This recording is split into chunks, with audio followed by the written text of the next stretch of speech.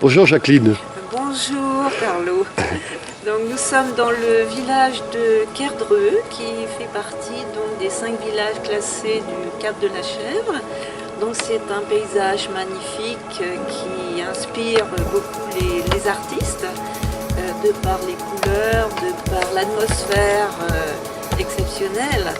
Et c'est là que je crée, c'est là que voilà, je ne vois pas passer le temps quand je peins et voilà, c'est mon domaine, c'est mon paradis. Chaque toile est une aventure, elle s'élabore sur le fil du temps. Un regard, une émotion, une pensée, esquisse sur papier, mystérieuse, puis sur la toile apprivoisée. L'aventure commence alors, en équilibre sur le fil de mes pensées, les couleurs chantent, les pinceaux, impatients, font danser l'espace. Temps suspendu, fragile, esprit vagabond, âme à nu.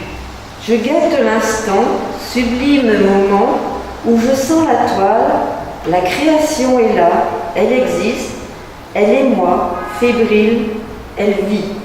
Je voyage avec elle dans mon univers, jusqu'au port où elle me laisse apaisée, nostalgique. Elle a mis du bleu dans mes nuages. Les tableaux de Jacqueline sont une réelle invitation à larguer les amarres et mettre les voiles pour des voyages pleins de surprises, ceux qui nous sont les plus chers, les voyages intérieurs, grâce auxquels on découvre ces chemins de vie et dans lesquels les vagues, les océans sont nos propres rêves.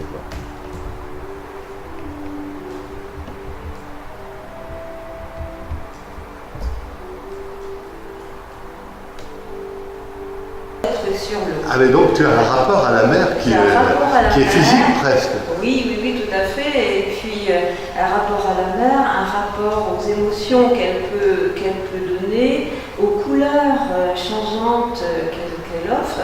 Donc j'essaie de traduire tout ça, cette transparence, etc., dans mes toiles. Et à la vie, parce qu'il y a beaucoup de rythme, beaucoup de, oui, surtout dans de mouvement. Il y a le mouvement de la mer. Le mouvement, voilà. J'ai un ami qui m'a dit tu peux même le vent. Oui, on sent le vent dans tes tableaux. Donc ces toiles-là, effectivement, ont beaucoup de mouvements, mais c'est ce qu'on voit dans la baie. Et en fait, je vois donc certaines choses, je laisse décanter, et ensuite je fais une retraduction, une relecture de ce que j'ai vu. Alors ici, c'est ton atelier. Est-ce que c'est la partie la plus passionnante qui était le plus cher, ton atelier? En tout cas, je m'y sens très bien.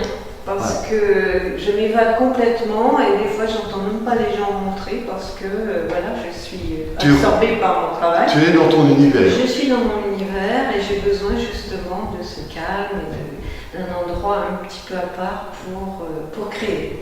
Un petit peu, c'est pas un isolement, c'est un retrait. Un retrait, non pas un isolement, non, un retrait. Où tu médites en fait, d'une façon intellectuelle et tes toiles te servent de support à la méditation aussi. Complètement. Ah, et c'est l'endroit vraiment où j'essaie de revoir les images, les émotions que j'ai eues et que j'essaie de traduire. Donc je travaille les couleurs, mais je travaille aussi la création en fait de ces toiles. Et ces images reviennent naturellement, tu ne te forces pas. Ça vient en faisant ou ça vient a posteriori? Alors en fait les images me restent un petit peu dans la tête. Oui. Et quand je me sens prête, je commence un croquis sur la toile et très vite je pose les couleurs. Et en fait je ne définis pas les couleurs à l'avance. C'est au fur et à mesure, effectivement, que je traduis ce que j'ai ressenti, que les couleurs se forment et que la toile se construit. D'accord. Et tu m'as dit tout à l'heure que tu avais commencé la peinture à l'âge de 16 ans. 16 ans, oui. 16 ans, c'est jeune. C'est jeune. Et qu'est-ce qui t'a fait ce déclic en toi et qui t'a donné envie de t'exprimer de cette façon? Je pense que j'ai toujours été très sensible à tout ce qui était nature, etc. Et j'ai toujours été un petit peu en retrait des autres et avec une sensibilité très particulière.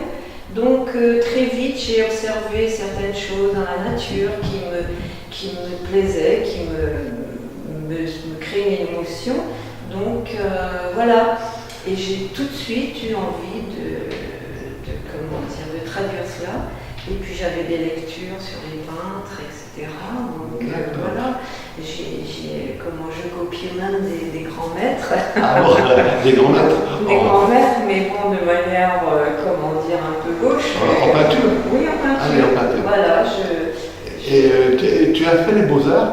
J'ai fait 3 années aux Beaux-Arts Ah de oui. Brest et j'ai eu la chance d'avoir un peintre que j'aimais beaucoup, c'était Bernard Rivière, qui a été peintre à Camaret, qui est très connu dans la presqu'île, et qui m'a donné justement ce goût des bleus, des camaïeux de bleu, parce que lui il peignait beaucoup dans des nuances de bleu très estompées, la brume du petit matin, etc.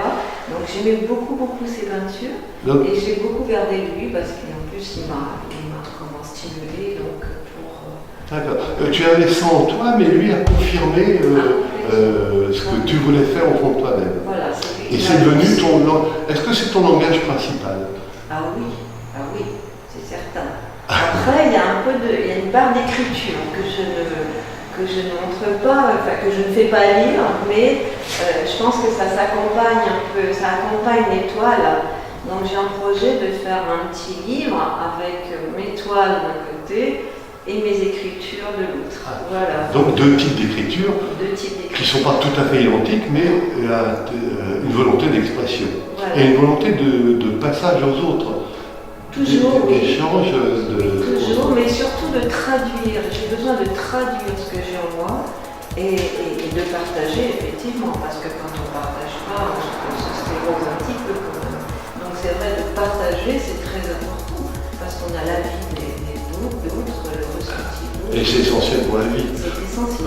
On est à Morgat, et quelle adresse de Morgat? Alors c'est 11 rue Bis, oui. rue 10 pardon, à Morgat, à l'entrée de Morgat, juste après, donc c'est à l'ouest.